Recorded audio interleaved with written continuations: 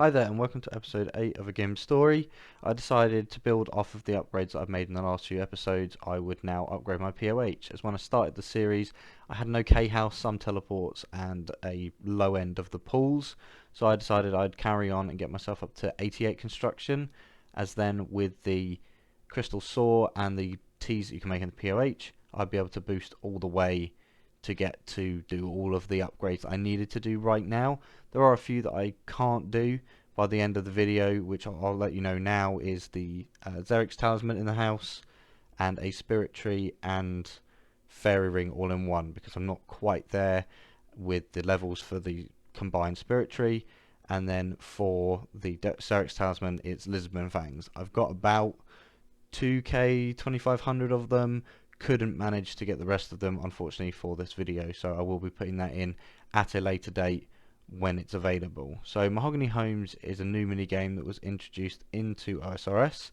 It's a much more efficient way, I think, for Ironman to train construction. The XP is a bit slower, but in terms of efficiency for logs and planks, it's much better.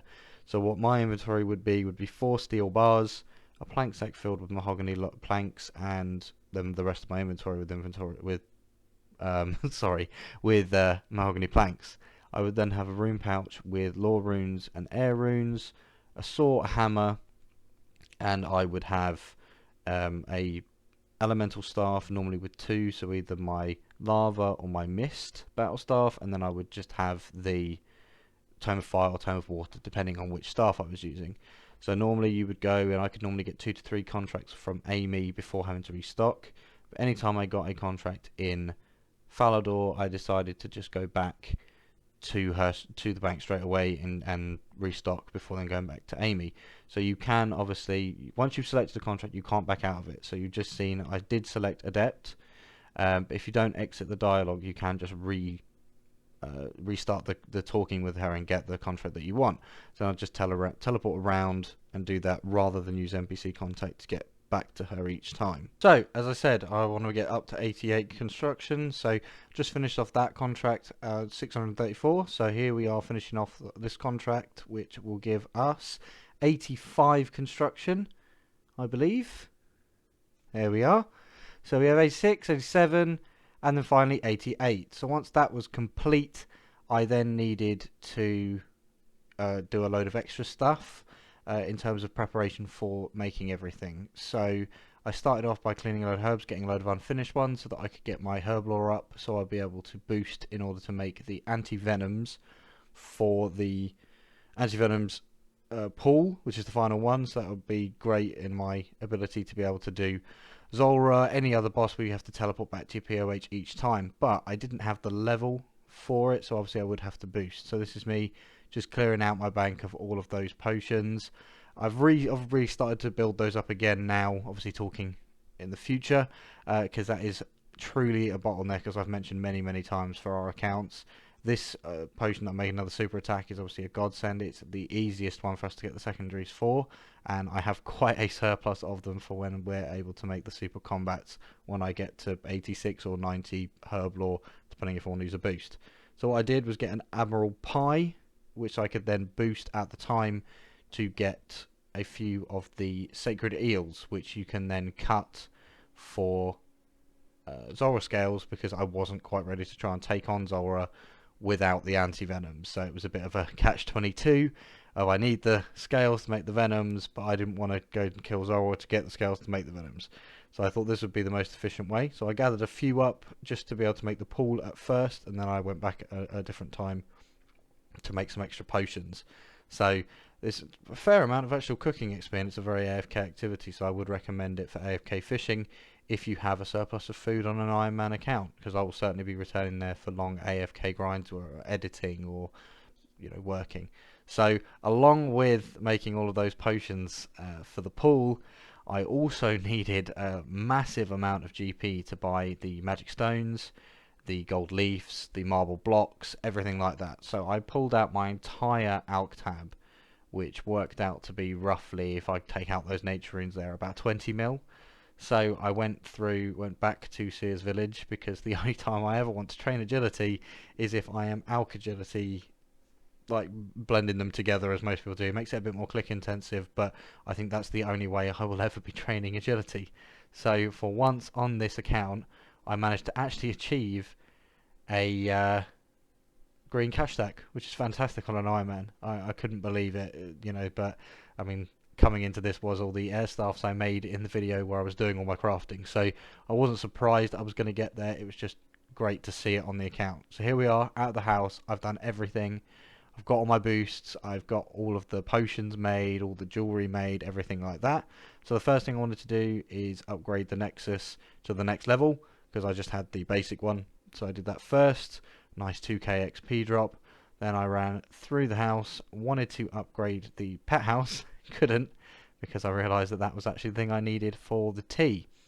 So I ran away, went and did the other thing that I could do with just the crystal saw, which is upgrading the cape rack, so I can now put all levels of all capes on there with no restrictions. There is the one up above it, but it doesn't actually provide anything other than aesthetics, so I decided I'd probably just not do that. So I changed my ancient altar to the occult. That's fantastic for all of us, because now I've taken to sitting in the same world as my teammates, so we can all use that for different spells and everything. It's going to make all of our Slayer a bit better, and crafting and all those other things. So what I did off recording is I built a larder or kitchen at the back where you can go and do the boost. So you have to go into the larder, and you have to, I had the wiki up at the time because I had no idea what I actually needed. So you have to go and grab out of here a kettle, a teapot, and a cup. This is the teak shelves 3, I believe, which is the only one that gives you the gold porcelain cup. I then went to the larder and grabbed out the tea, which obviously you use the kettle on the sink. Once that's then done, you boil it. It's a very long process to be able to do it, which is a bit annoying, but it is very helpful because it gives you a three boost over trying to use the stews, which is a 5 boost. So you can see, boil the kettle, put the boiled water in the teapot, the tea in the teapot.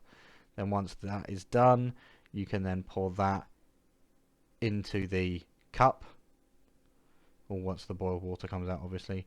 Use the hot water on the teapot, that on the cup, gives you tea.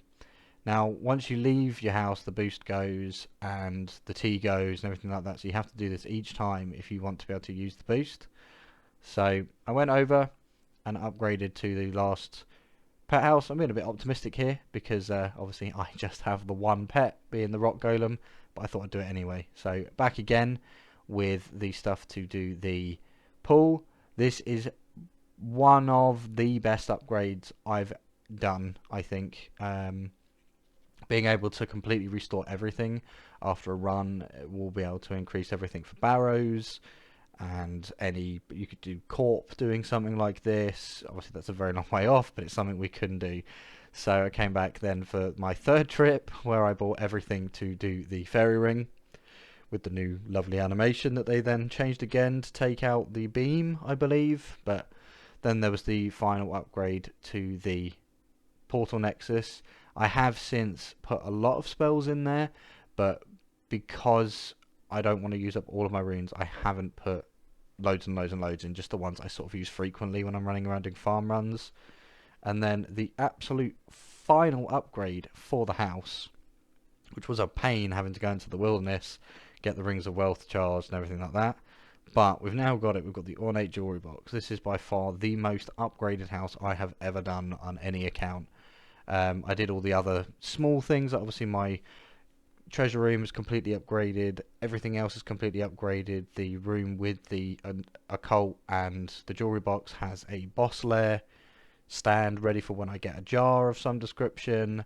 Then there is the adventure log where I can check all my PBs for everything and stuff like that. So it's just been a very good way of completely rounding out the house, which will help not only me but also my teammates in being able to do every single activity we could possibly want, and not being restricted by certain upgrades or certain teleports, being able to restore stats quickly.